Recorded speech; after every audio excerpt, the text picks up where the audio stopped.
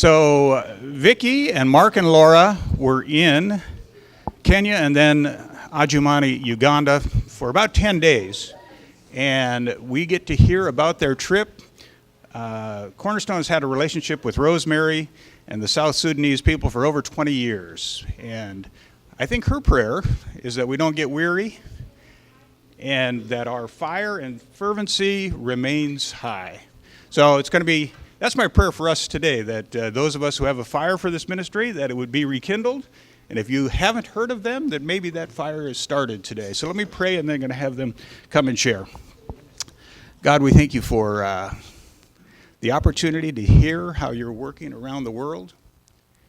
I pray, God, that we would be committed to the Great Commission to go tell all the nations about what you have done. Be with Mark and Laura and Vicky as they share. I pray their heart, their passion would be communicated to us. We pray this in Jesus' name. Amen.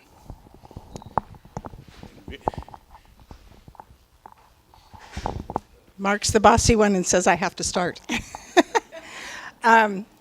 Welcome. It's nice to see all of you. You're going to have to hear us again in church, but we're trying not to say too much of the same things. But we're glad you're here. And just a little bit of background why I went. Obviously, I've known Rosemary for a really long time, and Barry has too, and we'll talk about that in church a little bit. But I was praying for a ministry, and I'm getting old, and my real estate career is winding down. I'm doing it 2 more years, and then I'll just go off into the sunset. But I was praying this last fall, and a little bit earlier, just, Lord, what do you want me to do? I've been a missionary, I've been a pastor's wife, and now I'm a nothing. And so, well, nothing official. Not that I need a title or anything. But anyway, I just didn't know what the Lord had. I've heard my husband preach about finishing well. We all want to finish well. And I was actually shocked because I'm not an accountant. I'm a little bit anal about numbers, but I don't have any, my husband's laughing. I have actually trained Barry to give me every receipt. And if he doesn't have a receipt, he brings me a written note about what he spent. So that's how I am with numbers. But, and if you know my husband, you know that is a miracle. But anyway, in the fall, Mark was talking to Barry, and I guess he said, our treasurer is needing to step down from the board of directors of Peace International. Do you have anybody in mind? And funny enough, my husband said, well, what about Vicky? So, and I don't even know if I told him I was praying for a ministry. But anyway, when they asked me, I was a little bit shocked. And I said, well, I'm not really trained or anything. And I've been learning over the last number of months how much I'm not trained, but I am learning. So this fall when they were going to Africa, and I never thought I'd go back to Africa at my age. The last time I went was, I believe, 22 or 23 years ago. Is that right? About that? And anyway, Mark said, do you want to come with us? Because the graduation is happening. And Barry encouraged me to go. And I even got a little bit of an upgrade because he goes, Vicky, you're old. So I didn't have to sit way in the back. My chair actually reclined and everything. So anyway, that's why I went. And we went to see the graduation that was the very first graduation of the Peace School. And now I'll let Mark tell you something.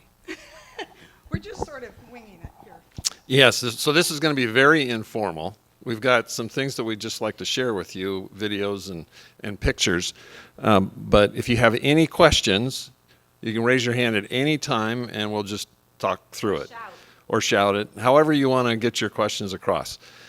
As Vicky said, we basically went there for 3 big reasons. The first reason was the graduation and the celebration. We just wanted to tell them, really the mothers of the children that were graduating, how much we appreciate them, in that 10 years ago when they were asked by Rosemary, what do you want, what can I do to help you?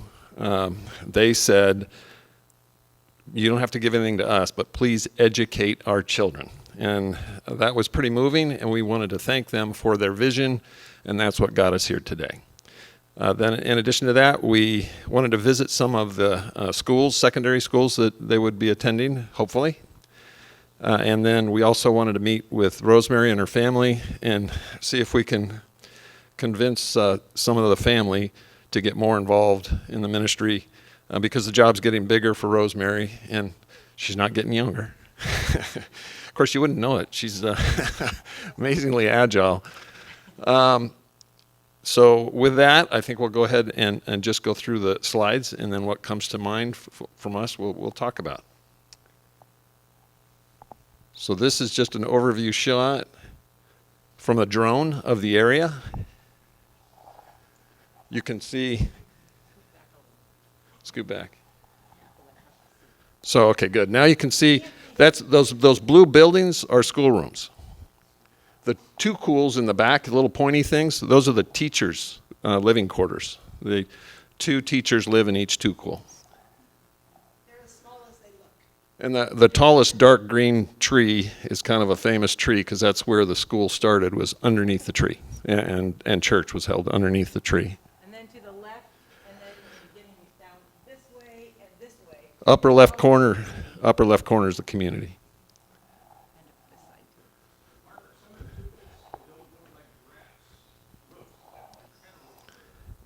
They're all grass thatch, all thatch grass roofs. So it's clay around the two cool, and then they have kind of a sticks from trees as the structure that the thatch is laid on top. Yes.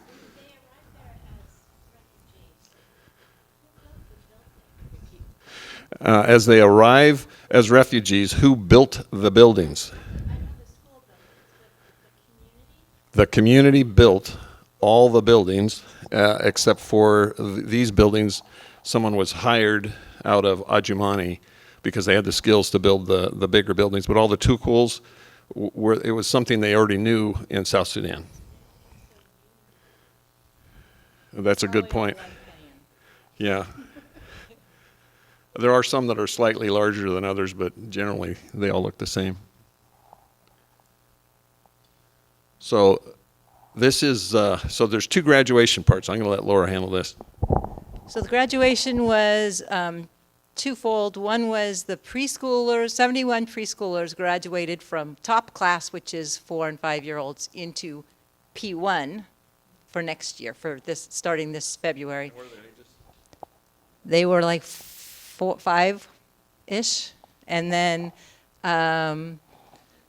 the P7 kids who are 12 to 15 years old graduated from Peace Primary, and then they qualify for secondary school if they do well in their exam. Otherwise, they have to do vocational school or stop school and start contributing financially to their families. So the preschool was a surprisingly big deal. The parents paid $1.25 a piece to rent the little gowns for their children, and I told Mark they decorated them like Christmas trees, but they're all very decked out. And so there's a parade. And this guy's my favorite. The guy with the red sunglasses is Mark's favorite. So can you play that? So there's a parade. They paraded from the preschool to the grade school with their parents. I like the guy in the middle there too. I don't know who he is, but he's got a stick and he knows how to march.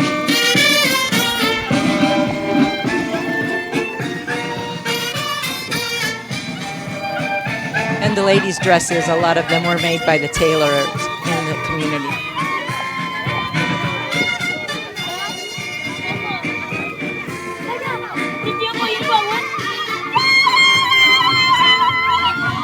We heard a lot of that celebratory shout. It may not look very orderly to us, but this is really what Africa's about. It really just kind of happens. And then the music stops, and then after a while it starts back up. The music is coming from a 3-wheeled vehicle, kind of like a pickup truck. They have a car battery that's powering the PA system, and they ran out halfway through the ceremony and went to solar power.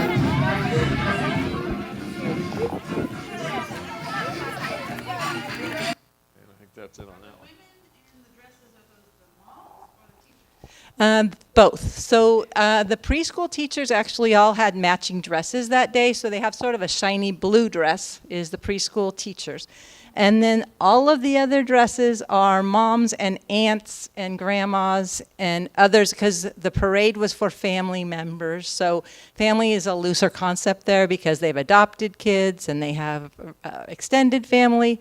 But the whole celebration was very family centered. I mean, the parents and aunts and grandparents would come up to get their diploma with their graduate and more. And they all shook our hands. Yes. You'll see the picture in the very beginning was us lined up to shake hands at graduation.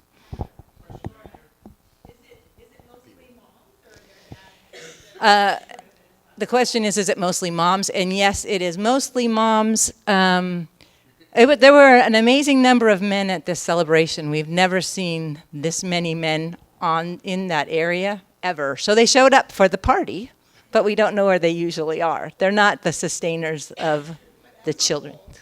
Many of them were killed. And many of the men were killed on the way, either before they left or in the war or as they traveled. So, 99 degrees every day. It's hot. Wish we could just bring that in so you could feel it. It was, just keep smiling. I love this lady. So I just took this picture as the parade was going past. She's just a proud mom of a preschooler who has another little one. Beautiful. They're just beautiful people. There's the AV system. So I kind of looked at that and I thought, well, how is that really going to work? And it worked for about an hour and a half.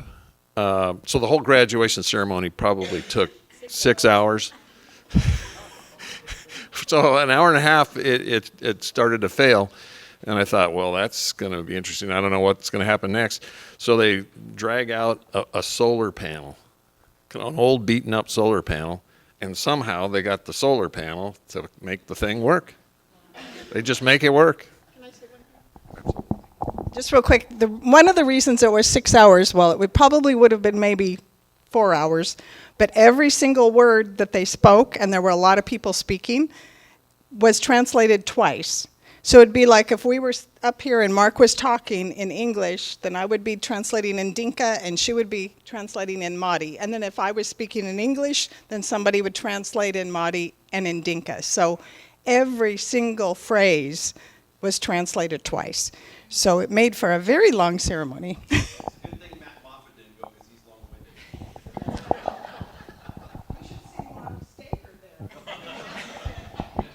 Vicky says Mark's a different person in Africa. I can neither confirm nor deny. These are the graduates. Fortunately, most people were sitting in the shade. It's sort of a matter of survival there. So they had rented tents so we were dignitaries, and then the graduates got to sit under tents, and everyone else was sort of under the tree or against the buildings, because that's what you do. It's just too hot to sit in the sun. Beautiful dresses gathered, so many women gathered, and I love that there were really old women that we don't see usually. I think they usually stay in their tukuls, but they came out for the celebration.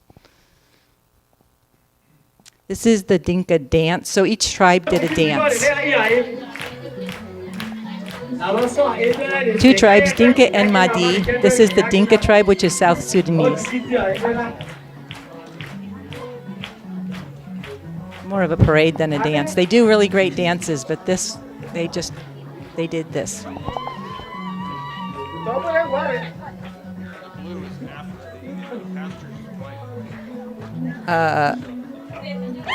Mark says that in the blue is Pastor Simon's wife. I'm not sure, but maybe.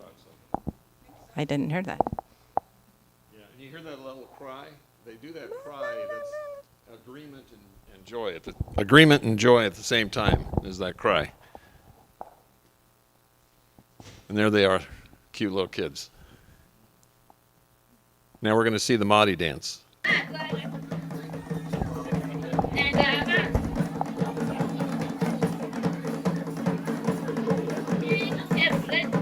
These are Mahdi students dancing.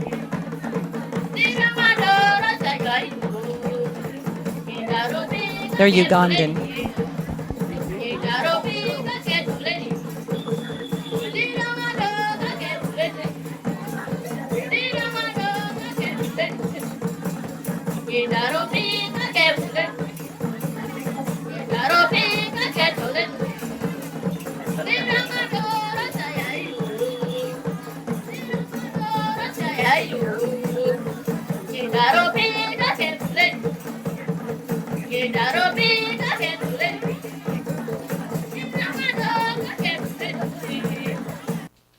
That might have felt long, but that's quite the abbreviated. That's a short version of the dance. Every dance was several minutes long.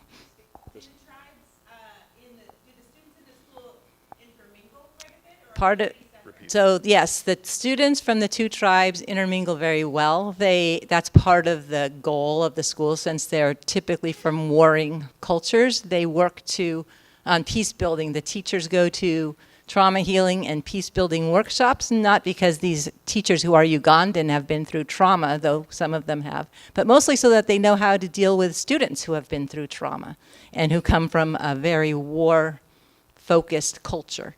So that's one of the reasons that peace is called peace, is because they're trying to bring peace to the area so that education can happen and so that growth can come.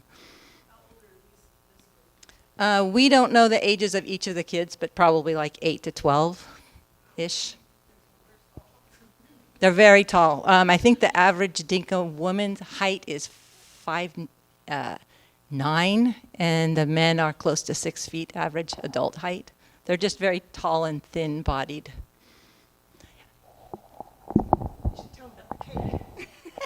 This is not even important, but that was to feed all of those people there. And we went to another dinner when we were back in with Rosemary, and she had to speak at a place. And they had a little cake about the size of that one for a whole bunch of people, and we were watching. And what they do is they cut it up into little bitty pieces, and everybody just takes a little bitty piece. We could learn from them. They had leftovers when they were done with this. So I think we could maybe learn something from them. So, You know, that might be. That and everything else they eat. Yeah, you can see the tall people there. Yes, they all cut the cake ceremonially, kind of, and then the ladies who know what they're doing cut it in little bitty pieces.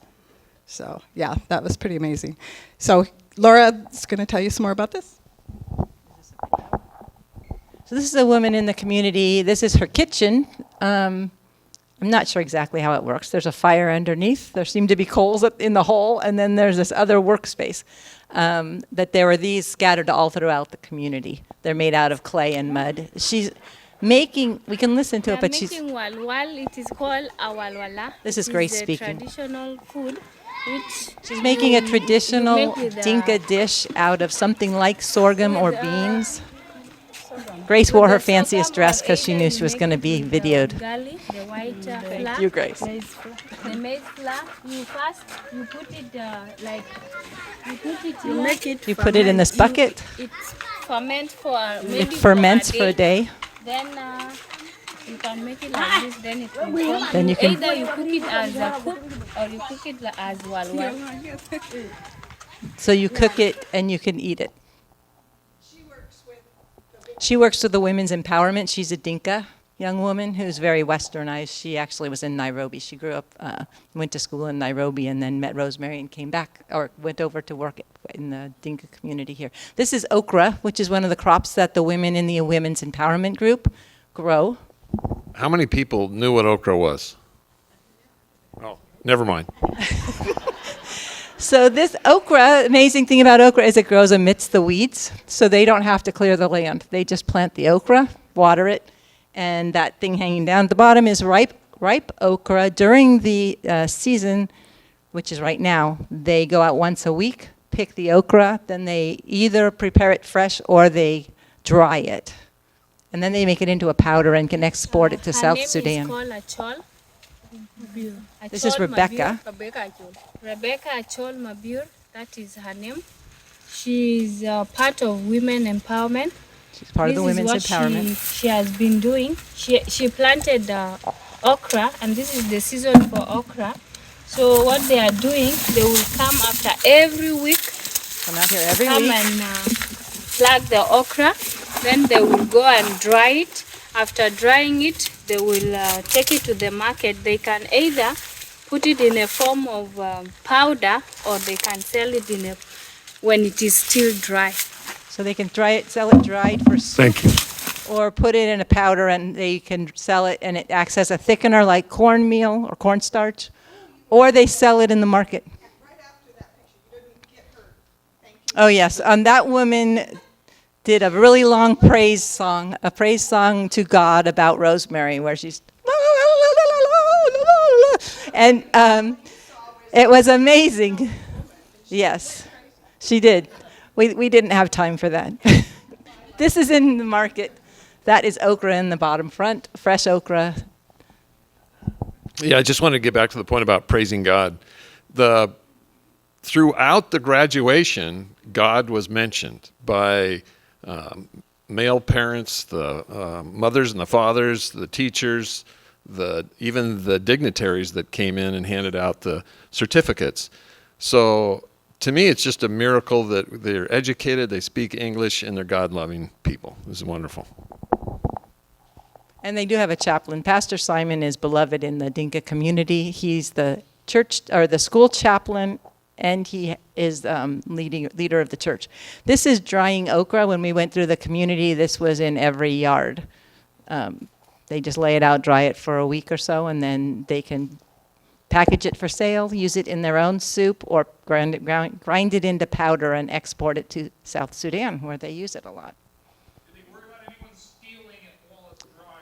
Stealing is not an issue in the community. It's very interesting. I've wondered about that all along. They don't have a lot of stuff to begin with, but they know like whose okra that is in that town or in that courtyard, so it doesn't cross their minds, at least not yet. Stealing is the top sin. Adultery, not a big deal. It's funny how every culture ranks their sin. I was speaking at a men's conference in Rwanda once, and they were talking about this pastor that had multiple affairs, and I said, well, what's wrong? And one guy came up to me afterwards, and he said, now this is not like stealing. He said, everybody knows a man has needs. So it's like, okay. Stealing is not something that they do in Africa very often, although I think it's happening more now. Lynn?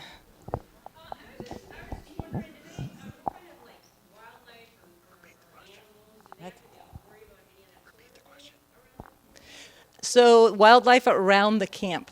We see goats. We hope to see wildlife on the road, and we don't. It's kind of desolate. We see domestic animals. We see oxen. They actually use oxen to pull carts. We see goats. We see cows. We don't even see very many chickens. I don't know why. Maybe they don't like to eat chickens. But, yeah. They do have some chickens. Not as many as you see around, say, Sandy. Yes. So, Augustine.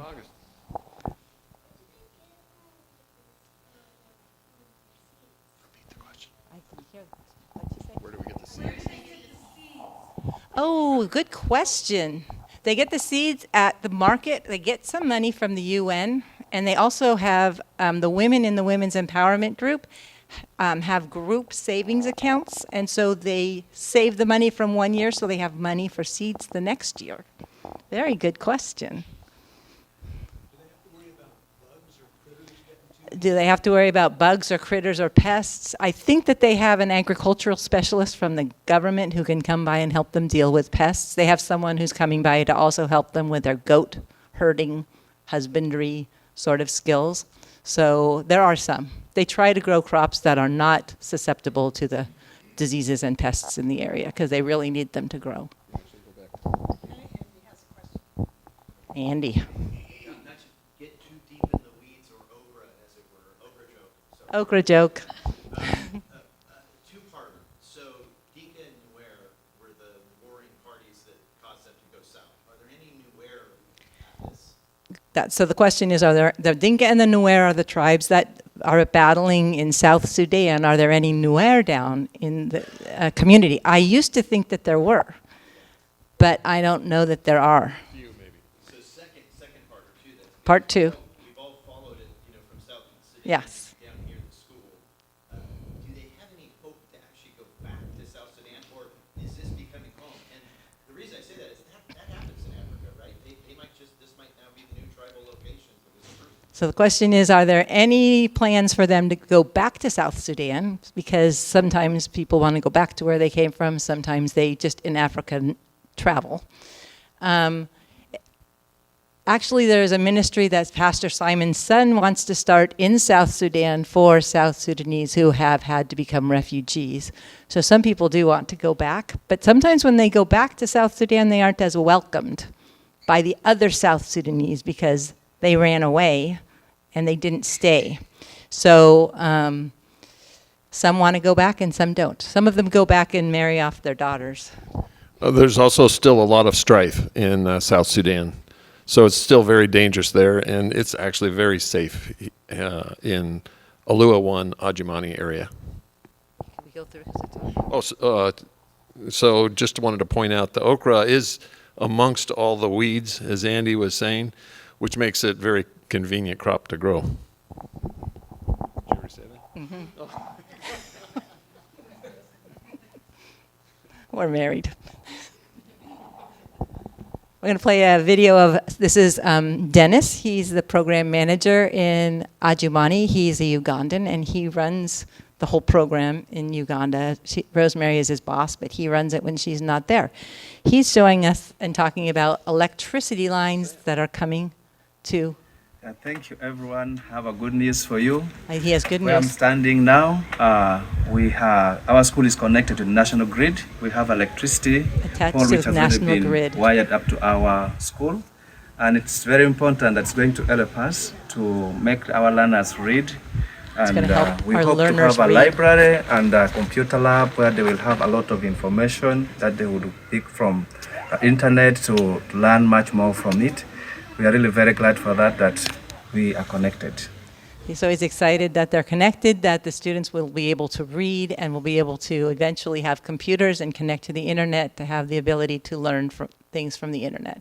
I think, let's be careful what they learn from the internet. Yeah, it's very scary to think of introducing. It's like a Garden of Eden. They have nothing but hope and love in God, and now when they get to the tree of good and evil through the internet, it's a dangerous thing, right? So I don't know how it's all going to work. Yes. Vicki said they've seen enough evil in their lives. So the next part of our trip was to visit. Question, Brian. I was going to ask, like any good Westerner, I immediately think, how do we grow this and multiply it and make it some huge? I mean, it's going to be massive. How do you decide whether or not that's the mission of peace, or going forward, is that even possible? What's the future look like? I think that's a really good question. When we were over there, that was one of the things we did. We talked with Rosemary. What is her vision? What is the African Board's vision? And one of the goals of peace over the years, it's been going for 10 years, the African Board has not been as strong and as full of leadership, let's put it, as the American Board. We're the donor board. We raise money here. We don't tell them what their vision is or what they're doing or how fast they grow. One thing that I love about Peace International is that Rosemary's learned from having been involved in nonprofit organizations over the years, what works, what doesn't work, how, and I have to say this, how we as Americans sometimes put our culture onto them and say, we know what's best for you. And we know this is what you need to do. What we're doing right now is waiting for Rosemary and the African Board to get us their 5-year strategic plan. It's supposed to be coming this next month. And that will tell us what we can budget.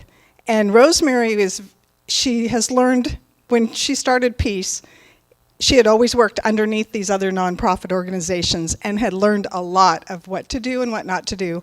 And she has been very, very strategic and careful to do things the African way, to use local people, local teachers, Ugandans, building with Ugandans, and building the program slowly. And that's why she did one class, started with preschoolers, and then added a grade every year. It's unusual that you can't have students come in to 5th grade, 6th grade. She doesn't want that. She said you have to train them from being very young. And I remember when she started, and my American way is, but what about the 10-year-olds? What about the 11-year-olds? And she said, I have to think long term. And the way to change the culture and the way to change and transform these people is through Jesus Christ, and starting with the very little preschoolers. So it's totally different than a lot of other organizations. So yeah, growing very big is not her goal. Penny? Well, she talks about she wants Africans to build a technical school and wants to start small. Laura will talk about that in church too, that she wants to start with just maybe tailoring, agriculture, and move into other things, just very small, because she wants it to be sustainable, and Laura will talk about that more in church. But growing, and it feels like it's been growing fast when you're trying to raise money for all of this, but the big splash and building a big building the way we Americans would do, and maybe build a school and bring everybody in the whole area in, is not what she wants. She's more focused on transforming lives through Jesus Christ. And it's not always the big splashy way. And I know it's hard for us as Americans to look at the way they do things. We always think our way is best. And when we used to travel around the world, I remember being in France and going, ooh, why do they do things like that? And they were looking at me going, well, why do you do things like that in America? That's crazy. So wherever we go, we always think our way is better. But we have to step back and let the Africans tell us what their vision is. So we're waiting to hear. And Rosemary's famous statement is she likes to grow, she wants to go deep. She wants to have relationships that are deep. Yes? What other organizations are supporting Peace International? Churches? So Peace U.S. is the only board or organization that is actually providing funds. They get a little bit of funds out of Kenya, where Rosemary lives. She's a missionary from Kenya in Uganda. So they get a little bit of money there. It's just starting that foreigners now are hearing about what's going on here, and they may also wish to give and support. So that's something that may happen. But right now, there's only one organization that's... The UN gives a stipend. The UN gives a stipend to each household. Yeah, they don't... Yes, they give it to the parents.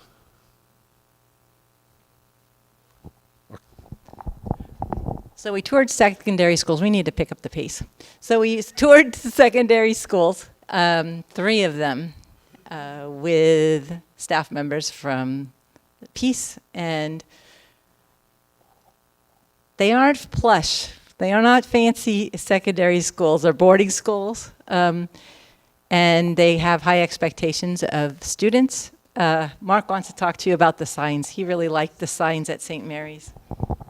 So here's a pretty simple sign. It says, the benefits, fruits of a disciplined student. You know, you have good future prospects, tremendous growth, graduation, good car opportunities, all those wonderful things. Good house. Now, if you walk around, you find another sign. And, well, here's the consequences and repercussions. An undisciplined student. I know we've got some teachers in here. If you want some of these pictures, these are pretty good. So poor performance, expulsion from school, death, tarnishes the family name, okay? Yes, it's better to die than tarnish the name. So that caught our attention. So teachers, would this be okay to show in our schools? I don't know. Then there's this one. I think this is our, oh, it's not our last slide. So this was at one of the schools. They had signs all over the schools. I took a lot of pictures of signs, but this was what our favorite. Education without God trains wise devils. They have a very Christian outlook in Uganda. I mean, that was not at Peace's school. That's at a school that is for the general Ugandan public. Yeah, we could learn. See, this is where America can learn things from the Africans. This is the dormitory. 100 kids sleep in one room with one adult. I was flabbergasted. But I asked Rosemary, is this what it was like when you were at boarding school? And she said yes. She only went for 2 years to boarding school. But this is the common practice in Africa. This is called a portafridge. It's a ceramic unglazed pot. You put water in the bottom, and then whatever you put in it will stay cool. So they have this in the classroom. Yeah, so when you put the water in, it seeps through to the outside of the clay pot, and then it evaporates. So when things evaporate, it actually cools down. That's how it works. The engineer. This is Rosemary's family in her living room. We had a lovely dinner with them.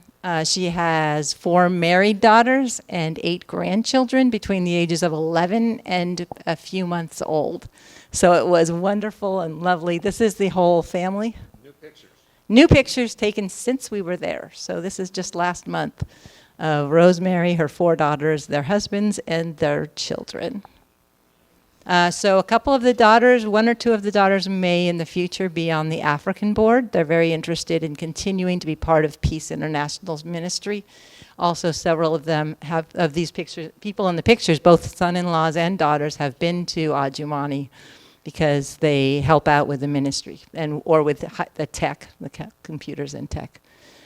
And one more thing about Brian's question about what we can do with electricity. Their idea right now, and it starts small, is a one-room library or resource room where they might someday have like a few computers that where people could start to learn about technology. And they could start to use it. You could use the room as a resource room where they could have more reference books, which they don't. They mostly just have textbooks right now. So. Yes, Penny, one question. Yeah, so the question is about solar power, whether they have solar power. They actually have solar power there on one building, and it's used for lighting because some of the kids would need extra help after school, and when it gets dark there, it gets dark there because they had no electricity. And for security, they do have lights up. Yes, so the need for electricity, you would think, is like their biggest need. At the time, it wasn't their biggest need. It was just learning to speak English, learning to stand straight in a line, learning to clean their bodies and their areas. So the basic stuff is what they really needed. And now it's definitely, you can take it to the next step of how best to use electricity. And I'm sure that's going to happen either by solar or from the Ugandan power. But the Ugandan electricity is kind of dicey too. It's like solar, it works sometime. So it's good to have both solar and wires. I have a prayer card with updated prayer requests as of this last week for Peace International. It also has the website information and social media. I encourage you to grab one. I'll set them here. We'll have them at the information table too. But there's a lot to pray about. And not just these requests, but however God leads you to pray for what he's doing in Uganda and specifically in Peace International. God's doing a great work there, and it's just so exciting to be part of it. So we need to wrap up, right? Yeah. So one more question. Greg? The kids don't have their own Bibles. They do have a Bible for every child in the school that they pull out. They're like classroom textbooks, and the kids get them out every Wednesday. They have a church service, like a chapel, and so they use them then. But they must be using them daily because when we were there in April, and Skylar gave his talk, and he told them where the verse was found, they all opened their Bibles and got immediately to John, wherever it was. And so they are very familiar with the Bible. They read English Bibles, and they have a New Living Translations, but that's a great idea to have them have their own Bibles someday. And in their homes, they probably don't have books because the parents don't read. Great. Just like close and prayer.